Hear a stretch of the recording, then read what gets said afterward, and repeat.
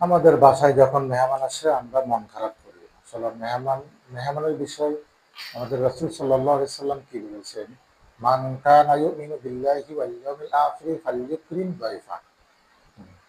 যে ব্যক্তি আল্লাহ ও আখিরাতের প্রতি বিশ্বাস রাখে সে যেন তার আহ, মেহমানকে সম্মান করে।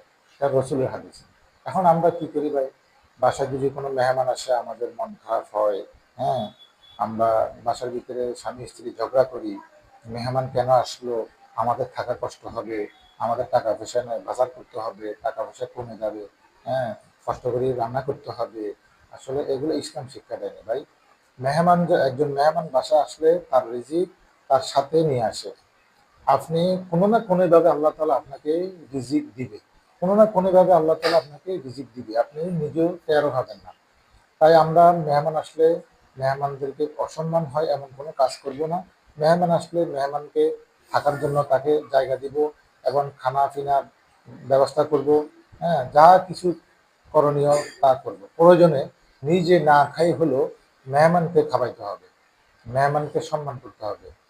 কেননা এটা রসুল সাল্লাল্লাহু আলাইহি ওয়াসাল্লাম নিজেই শিক্ষা দিয়ে দিয়েছেন এবং হাদিস শরীফে বলে দিয়েছেন স্পষ্ট। তাই আমরা বাসায় মেহমান আসলে কখনো মন খারাপ করব না।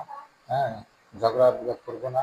আমরা তাকে সম্মানের সহিত তার মেহমানদারি করব। তার মেহমানদারির ভিতরে যেন কোনো অসম্মান না হয় এরকম কোনো কাজ আমরা করব না।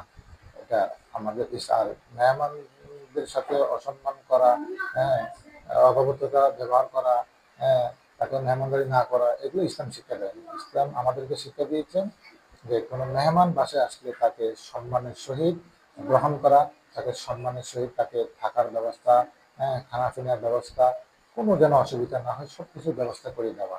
এটা ইসলাম শিক্ষা দেয় আমাদের এবং হাদিস শরীফে তো বলিয়ে দিয়েছেন। একবার রসুল সাল্লাল্লাহু আলাইহি সাল্লাম নিজে ঘরে কিছু ছিল না খাবার, তখন একজন সাহাবীর বাসায় গেলেন।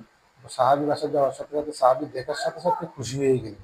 খুশি হয়ে একটি বকরি জবাই করে দিলেন, জবাই করে রসুল সাল্লাল্লাহু আলাইহি সাল্লামকে মেহমানদারি করাইলেন এবং সেখান থেকে গোশত বাসায় পাঠাইলেন রসুল সাল্লাল্লাহু আলাইহি সাল্লাম।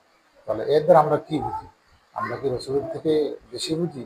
আমরা কি রসুলের চেয়ে বেশি? যেখানে আমাদের রসুল সাল্লাল্লাহু আলাইহি সাল্লাম নিজে মেহমান হয়ে সাহাবীদের বাসায় গিয়েছেন।